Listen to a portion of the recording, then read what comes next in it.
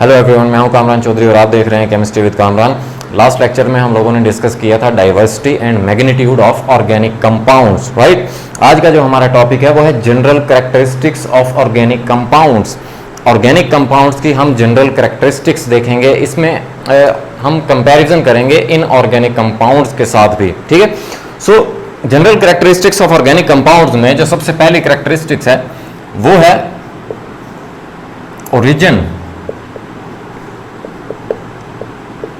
Origin of organic compounds, ठीक है। देखिए ओरिजिन का क्या मतलब होता है। ओरिजिन आप किसी भी ऐसे पॉइंट को कहते हैं जहां से किसी चीज की शुरुआत होती है, इब्तिदा होती है, ठीक है। बट यहां पर ऑर्गेनिक कंपाउंड्स की कैरेक्टरिस्टिक्स में ओरिजिन का जो मतलब है, ओरिजिन का मतलब है बेसिकली सोर्स, ठीक है, कि ऑर्गेनिक कंपाउंड का सोर्स क्या है, राइट। अब आप देखें ऑर्गेनिक कंपाउंड्स को, एक तो आप नेचुरली अकरिंग ऑर्गेनिक कंपाउंड्स होते हैं, ठीक है। दूसरे ऑर्गेनिक कंपाउंड हमने स्टडी किया था कि आप सिंथेसाइज करते हैं, ठीक है। तो दो तरह से आप ऑर्गेनिक कंपाउंड्स को हासिल कर सकते हैं, एक तो नेचुरली अकरिंग ऑर्गेनिक कंपाउंड्स और दूसरे जो आप लैब्स में सिंथेसाइज करते हैं, जो कि खुद बनाते हैं, राइट। सो जो नेचुरली अकरिंग ऑर्गेनिक कंपाउंड्स हैं, those are obtained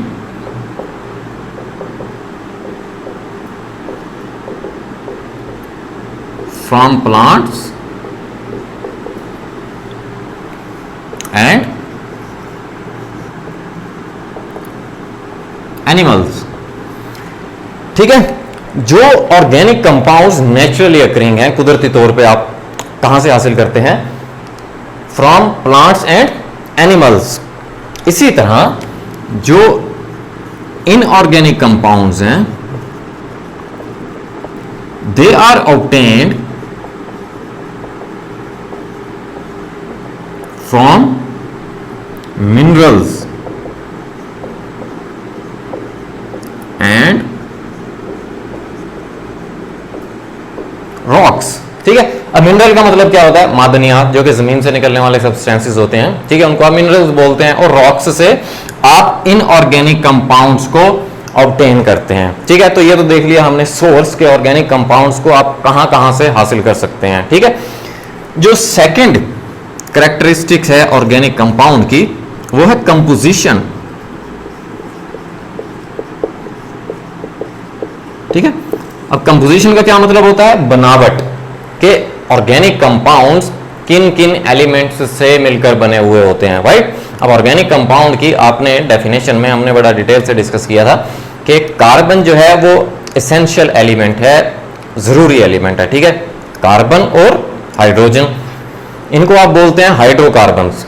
अब हाइड्रोकार्बन्स के जो डेरिवेटिव्स होते हैं, मीन्स के कार्बन और हाइड्रोजन के अलावा भी कुछ एलिमेंट्स शामिल होते हैं, जिनमें हाइड्रोजन, ऑक्सीजन, नाइट्रोजन और सल्फर या हैलोजेंस जैसे एलिमेंट आ सकते हैं इनमें, राइट। सो जो कंपोजिशन है ऑर्गेनिक कंपाउंड की, अब इसकी कंपोजिशन में जो कार्बन है, carbon is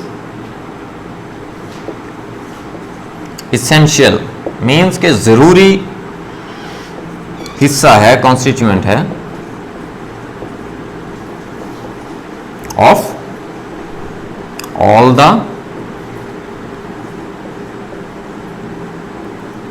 organic compounds, right. There are also some other elements like hydrogen, oxygen, nitrogen,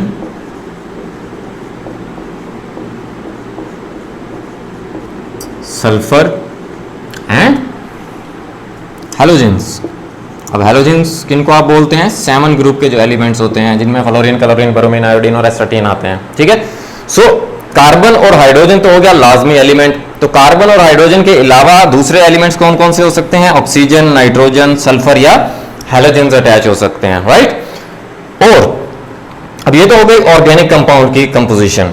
जो इनऑर्गेनिक कंपाउंड्स हैं, inorganic compounds consists on all the elements present in the periodic table। Periodic table में जो 118 elements हैं, ठीक है, अब उनमें से नोबल गैसेस को निकाल दें आप, क्योंकि वो तो बॉन्ड ही नहीं बनाते, वो स्टेबल होते हैं, राइट। तो बाकी बच जाने वाले जितने भी एलिमेंट्स हैं उनके जो तमाम के तमाम कंपाउंड्स होते हैं एक्सेप्ट ऑर्गेनिक कंपाउंड्स, वो तमाम के तमाम कंपाउंड्स क्या होंगे? इनऑर्गेनिक कंपाउंड्स होंगे, राइट। और मैंने आपको ये भी क्लियर कर दिया था कि जो ऑर्गेनिक कंपाउंड्स हैं उनकी जो तादाद है वो तमाम के तमाम एलिमेंट्स जो कि मिलकर इनऑर्गेनिक कंपाउंड्स बनाते हैं उनसे कहीं ज्यादा है, ठीक है। 10 मिलियन से भी ज्यादा ऑर्गेनिक कंपाउंड्स पाए जाते हैं। जो नेक्स्ट कैरेक्टरिस्टिक है ऑर्गेनिक कंपाउंड की वो है कोवेलेंट लिंकेज, ठीक है, कि organic compounds contain covalent bond, ठीक है। अब क्यों? क्योंकि आप देखें कि जो मेन कॉन्स्टिट्यूएंट है, मेन जो एलिमेंट है ऑर्गेनिक कंपाउंड्स का वो है कार्बन। कार्बन टेट्रावेलेंट होता है, उसके वैलेंस शेल में 4 इलेक्ट्रॉन्स होते हैं, राइट। अब वो 4 इलेक्ट्रॉन ना ही लूज करता है ना ही गेन करता है, ठीक है, वो दरमियानी रास्ता अख्तियार करता है जो कि शेयरिंग का है, कि वो अपने इलेक्ट्रॉन्स शेयर करता है। तो शेयरिंग ऑफ इलेक्ट्रॉन को आप क्या बोलते हैं? बेसिकली कोवेलेंट बॉन्ड बोलते हैं, राइट। सो ये हम बड़ा डिटेल में पढ़ चुके हैं लास्ट लेक्चर्स में। सो ऑर्गेनिक कंपाउंड्स में कोवेलेंट बॉन्ड होता है, ठीक है। अब वो कोवेलेंट बॉन्ड पोलर भी हो सकता है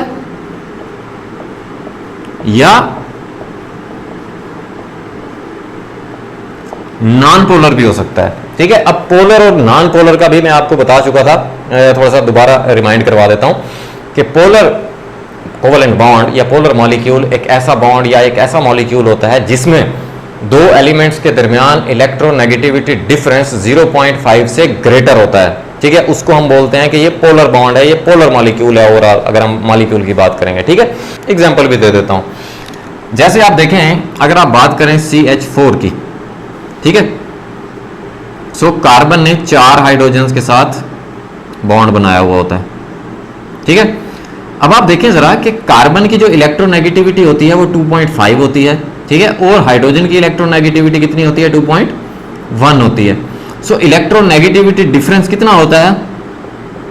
0.4, विच इज स्मॉलर देन 0.5, ठीक है। तो इट मींस कि ये जो मॉलिक्यूल है ये क्या है? नॉन पोलर मॉलिक्यूल है, और ये जो बॉन्ड है कार्बन हाइड्रोजन बॉन्ड ये एक नॉन पोलर बॉन्ड है, ठीक हो गया। सिमिलरली अगर हम बात करें पोलर की, जैसे आप बात कर लें मिथाइल अल्कोहल की CH3OH की, ठीक है।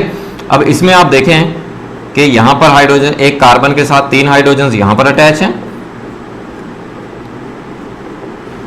एंड फिर ऑक्सीजन अटैच है कार्बन के साथ, और ऑक्सीजन के साथ एक हाइड्रोजन अटैच है। अब यहां पे आप देखें कि कार्बन हाइड्रोजन का तो आपने देख लिया कि ये वाले बॉन्ड जो हैं ये तो नॉन पोलर हैं, ठीक है। अगर आप बात करें कार्बन ऑक्सीजन वाले बॉन्ड की या ऑक्सीजन हाइड्रोजन वाले बॉन्ड की, सो ऑक्सीजन हाइड्रोजन वाले अगर आप बॉन्ड की बात करें तो ऑक्सीजन की इलेक्ट्रोनेगेटिविटी 3.5 है और हाइड्रोजन की 2.1 है। तो आप देख लें कि इलेक्ट्रोनेगेटिविटी डिफरेंस 1.4 का है, ठीक है। तो इट मींस कि ये जो बॉन्ड है ऑक्सीजन हाइड्रोजन वाला जो बॉन्ड है वो क्या है? एक पोलर बॉन्ड है। सो ऐसे ऑर्गेनिक कंपाउंड में देखें दोनों केसेस आ रहे हैं। ये जो पार्ट है बेसिकली इसका ये नॉन पोलर है, ठीक है, और ये जो पार्ट है ये क्या है? पोलर है, ठीक है।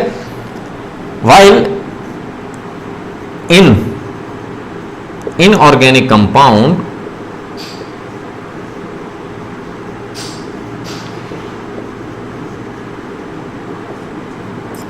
they are मोस्टली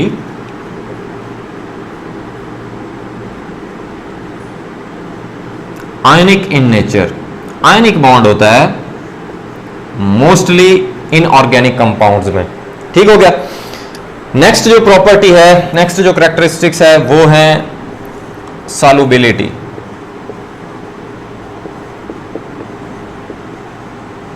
ठीक है, सॉल्युबिलिटी ऑफ ऑर्गेनिक कंपाउंड। अब वो organic compounds those have non polar linkage.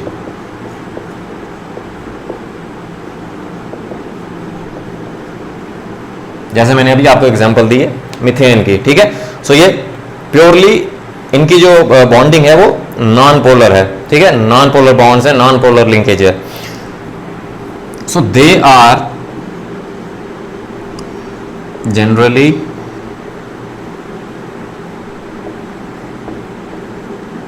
soluble in organic solvents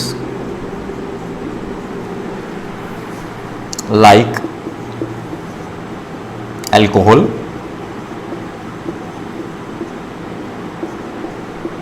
benzene, ether, carbon disulphide वगैरह। ठीक है, सो वो तमाम के तमाम ऑर्गेनिक कंपाउंड जिनमें नॉन पोलर लिंकेज होती है वो सॉल्युबल होते हैं ऑर्गेनिक सॉल्वेंट्स में, जैसे अल्कोहल, बेंजीन, ईथर या कार्बन डाइसल्फाइड। ठीक है, अब ये इसका कॉन्सेप्ट आपने क्लास 9 में भी थोड़ा सा पढ़ा था। ठीक है, कि like dissolves like, polar polar को डिसॉल्व करता है, नॉन पोलर नॉन पोलर को डिसॉल्व करता है। ठीक है, सिमिलरली जो इनऑर्गेनिक कंपाउंड्स हैं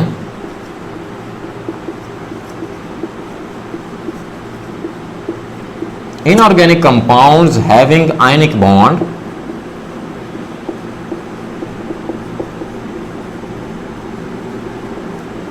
are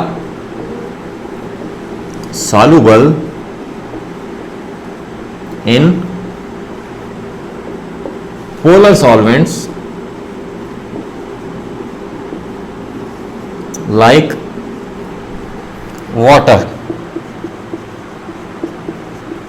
ठीक है, अब वाटर का जो मॉलिक्यूल होता है वो पोलर मॉलिक्यूल होता है। क्यों? क्योंकि उसमें ऑक्सीजन और हाइड्रोजन के दरमियान बॉन्डिंग होती है।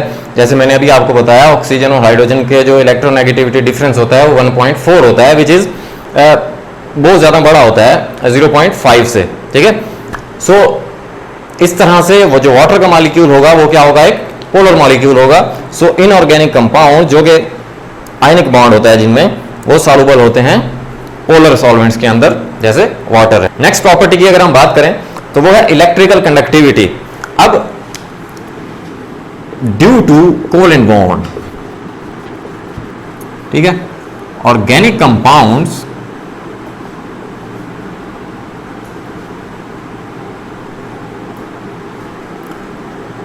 Are poor conductor of electricity. ठीक है, कोवेलेंट बॉन्ड होने की वजह से ऑर्गेनिक कंपाउंड जो है वो पुअर कंडक्टर ऑफ इलेक्ट्रिसिटी होते हैं। क्यों? क्योंकि आप देखें कि कोवेलेंट बॉन्ड होता है वो इलेक्ट्रॉन्स की शेयरिंग होती है, फ्री इलेक्ट्रॉन्स नहीं होते। जैसे आयनिक बॉन्ड में होता है कि एक एलिमेंट से इलेक्ट्रॉन, एक एटम से इलेक्ट्रॉन दूसरे एटम में ट्रांसफर हो रहे होते हैं। ठीक है, सो इस तरह से फ्री इलेक्ट्रॉन्स नहीं होते कोवेलेंट बॉन्ड में। और जो इलेक्ट्रिसिटी है वो बेसिकली उसको कंडक्ट करने के लिए, इलेक्ट्रिसिटी को कंडक्ट करने के लिए दो चीजों का होना जरूरी है, या फ्री आयंस हो या इलेक्ट्रॉन्स हो। राइट, सो दोनों ही चीजें कोवेलेंट बॉन्ड में प्रेजेंट नहीं होती। ठीक है, सो इस वजह से जो ऑर्गेनिक कंपाउंड्स हैं कोवेलेंट बॉन्ड होने की वजह से ये पुअर कंडक्टर्स ऑफ इलेक्ट्रिसिटी होते हैं, जबकि inorganic compounds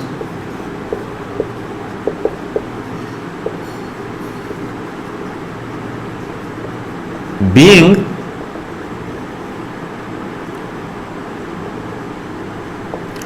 ionic in nature are good conductor of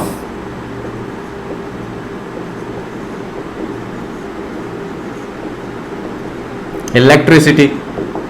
ठीक है, अब अगर हम इनऑर्गेनिक कंपाउंड्स की बात करें, जैसे अभी हमने देखा कि मोस्टली इनऑर्गेनिक कंपाउंड्स क्या होते हैं, आयनिक इन नेचर होते हैं, आयनिक बॉन्ड होता है उनमें। ठीक है, तब आयनिक बॉन्ड जो होगा उनमें फ्री इलेक्ट्रॉन्स भी होंगे और आयंस भी होंगे।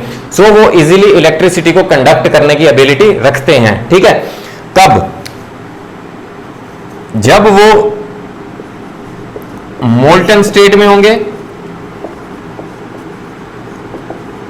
और in aqueous state. Molten state means कि जस्ट पिघला हुआ है। ठीक है, कोई भी कंपाउंड है वो जस्ट पिघला हुआ है, मेल्ट हुआ हुआ है, उसको आप मोल्टन बोलते हैं। एक्वस स्टेट क्या होती है कि आपने सॉल्यूशन प्रिपेयर किया हुआ है उसका वाटर में। ठीक है, वाटर में उसको डिसॉल्व किया हुआ है, राइट। सो ऐसे आप सॉल्यूशन को क्या बोलते हैं? एक्वस सॉल्यूशन बोलते हैं। सो जब इनऑर्गेनिक कंपाउंड मोल्टन स्टेट में होंगे या एक्वस स्टेट में होंगे, सो वो इलेक्ट्रिसिटी को कंडक्ट करने की एबिलिटी रखते होंगे due to the presence of free electrons and ions, right. जो नेक्स्ट कैरेक्टरिस्टिक है वो है melting and boiling points.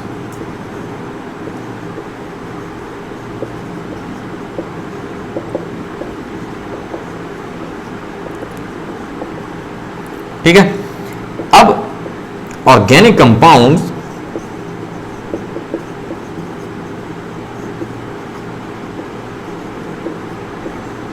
have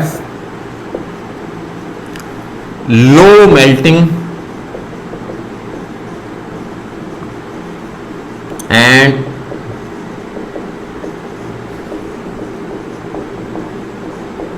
boiling points।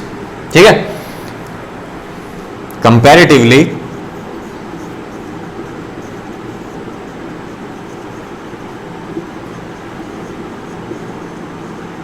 inorganic compounds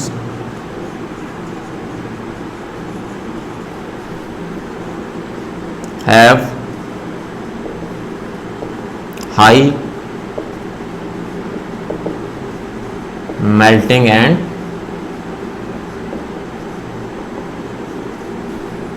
boiling points। ठीक है, ऑर्गेनिक कंपाउंड्स के जो मेल्टिंग और बॉइलिंग पॉइंट्स होते हैं वो लो होते हैं, जबकि इनऑर्गेनिक्स के मेल्टिंग और बॉइलिंग पॉइंट्स हाई होते हैं। ये क्यों होते हैं? ये भी ऊपर वाली ही वजह है, ड्यू टू कोवेलेंट बॉन्ड। ठीक है, अब कोवेलेंट बॉन्ड होने की वजह से देखें आप, हाइड्रोजन बॉन्डिंग जैसी स्ट्रॉन्ग फोर्सेस प्रेजेंट नहीं होंगी। ठीक है, आयनिक बॉन्डिंग जैसी स्ट्रॉन्ग फोर्सेस प्रेजेंट नहीं होंगी, जिस वजह से इनके लो मेल्टिंग और बॉइलिंग पॉइंट्स होते हैं, राइट। इनऑर्गेनिक कंपाउंड्स में हाइड्रोजन बॉन्डिंग भी होती है, हो सकती है, और आयनिक बॉन्ड होता है। ठीक है, आयंस के दरमियान जो फोर्स ऑफ अट्रैक्शन होती है, इलेक्ट्रोस्टैटिक फोर्स ऑफ अट्रैक्शन होती है, बहुत ज्यादा स्ट्रांग होती है। ठीक है, इसी वजह से जो इनऑर्गेनिक कंपाउंड्स हैं उनके मेल्टिंग और बॉइलिंग पॉइंट्स क्या होते हैं? हाई होते हैं। जो नेक्स्ट कैरेक्टरिस्टिक है ऑर्गेनिक कंपाउंड की वो है स्टेबिलिटी। ठीक है, अभी हमने जैसे देखा कि ऑर्गेनिक कंपाउंड्स के जो मेल्टिंग और बॉइलिंग पॉइंट्स होते हैं वो लो होते हैं, कम होते हैं, right. So that is why organic compounds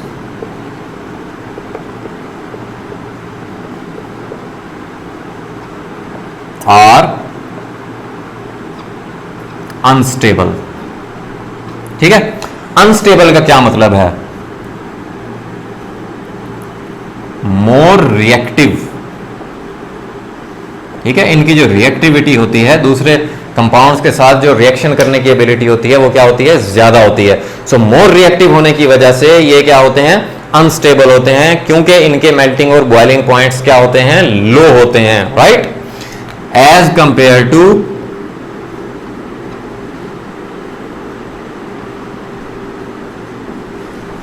inorganic compounds.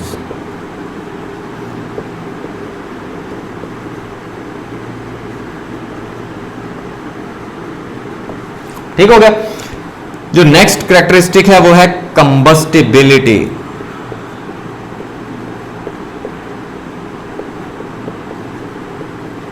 Means burn होने की जो एबिलिटी है, जलने की जो एबिलिटी है, राइट। अब देखें, ऑर्गेनिक कंपाउंड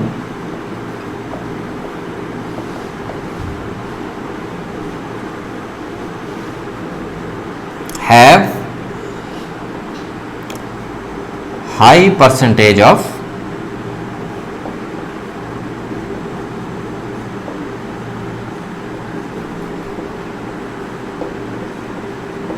कार्बन। ठीक है, कार्बन की हाई परसेंटेज होने की वजह से दे आर जनरली कंबस्टिबल।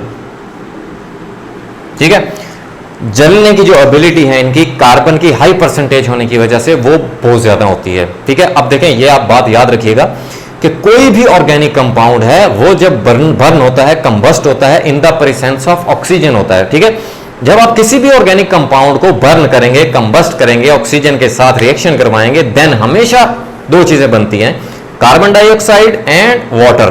ठीक है, प्लस कुछ हीट इवॉल्व होती है। अब कंबस्टन का जो प्रोसेस है वो हमेशा एक्सोथर्मिक प्रोसेस होता है, उसमें हीट बाहर आती है सिस्टम से, राइट। सो ये तो हो गई कंबस्टिबिलिटी। ठीक है, सिमिलरली जो नेक्स्ट इसकी प्रॉपर्टी है, नेक्स्ट जो कैरेक्टरिस्टिक है वो है आइसोमेरिज्म। आइसोमेरिज्म को हम लास्ट लेक्चर में बड़ा डिटेल से पढ़ चुके हैं। ठीक है, सो ऑर्गेनिक कंपाउंड्स एग्जिबिट शो करते हैं फिनोमिना ऑफ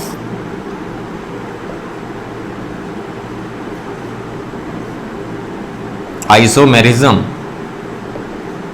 ठीक है, अब आइसोमेरिज्म क्या होता है कि कोई भी कंपाउंड जिसका मॉलिक्यूलर फार्मूला सेम होता है जबकि स्ट्रक्चरल फार्मूलाज डिफरेंट होते हैं, उनको आप क्या बोलते हैं, आइसोमर्स बोलते हैं, और इस प्रोसेस को आप क्या बोलते हैं, आइसोमेरिज्म बोलते हैं। सो ऑर्गेनिक कंपाउंड की प्रॉपर्टी होती है कि वो आइसोमेरिज्म की प्रॉपर्टी शो करते हैं, आइसोमेरिज्म का फिनोमिना शो करते हैं। ठीक है, जिसकी वजह से उनकी बेसिकली वैरायटी में भी बहुत ज्यादा इजाफा हो जाता है। ठीक है, सो जबकि इनऑर्गेनिक कंपाउंड जो होते हैं उनमें आइसोमेरिज्म वेरी रेयर होती है।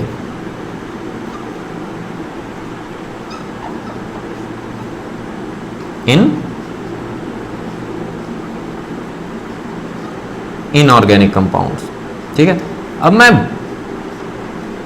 मैक्सिमम ट्राई करता हूं कि आपको मैं बोर्ड पर राइट करके समझाता जाऊं। ठीक है, ताकि कुछ स्टूडेंट्स साथ साथ क्या कॉपी पे नोट्स साथ साथ बनाते रहें। नोट्स का मतलब ये नहीं है कि जस्ट आपने यही प्रिपेयर करना है। ठीक है, मैं पहले भी आपको बता चुका हूं, ना मैं किसी स्टूडेंट को नोट्स प्रोवाइड करता, ना मैं किसी को ये एडवाइस करता कि आप कोई भी नोट्स फॉलो करें। ठीक है, आपकी जो बुक होती है वो एक ऑथेंटिक सोर्स होती है, उसी को आपने फॉलो करना है। ठीक है, ये तो आपको लेक्चर समझने के लिए आप अपने पास राइट कर सकते हैं, नोटबुक पे नोट्स बना सकते हैं थोड़े बहुत। ठीक है, सिमिलरली जो लास्ट प्रॉपर्टी है, लास्ट कैरेक्टरिस्टिक है वो है रेट ऑफ रिएक्शन। ठीक है, अब ऑर्गेनिक कंपाउंड्स में अभी हमने पढ़ा कि कोवेलेंट बॉन्ड होता है। कोवेलेंट बॉन्ड होने की वजह से जो इनके रिएक्शंस होते हैं, organic reactions are molecular reactions. Molecular reactions होते हैं। मॉलिक्यूलर रिएक्शन का मतलब, जैसे आप देखते हैं, अगर आप आयनिक रिएक्शन की बात करें, जैसे एक सोडियम क्लोराइड है जो कि आयनिक कंपाउंड है। ठीक है, उसमें आप देखते हैं कि जो सोडियम का आयन है और क्लोराइड आयन है, क्लोरीन का जो आयन है, वो इलेक्ट्रोस्टैटिक फोर्स ऑफ अट्रैक्शन की वजह से बाइंड होते हैं। ठीक है, तो इसमें आप देखें कि इसको आप मॉलिक्यूलर इक्वेशन इसको नहीं बोल सकते। जबकि ऑर्गेनिक कंपाउंड जो होते हैं उनकी आप केमिकल रिएक्शन जितने भी देखेंगे, उनकी केमिकल इक्वेशन जितनी भी देखेंगे, उसमें मॉलिक्यूल्स इन्वॉल्व होते हैं, ना कि आयंस इन्वॉल्व होते हैं। ठीक है, सो इस वजह से जो ऑर्गेनिक रिएक्शंस होते हैं वो मॉलिक्यूलर रिएक्शंस होते हैं। उनकी इक्वेशन जो होती है, केमिकल इक्वेशन जो होती है, उसमें मॉलिक्यूल्स इन्वॉल्व होते हैं। ठीक है, and they have slow rate.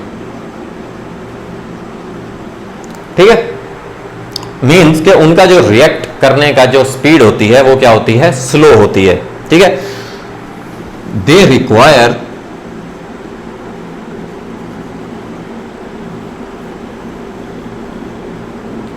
some conditions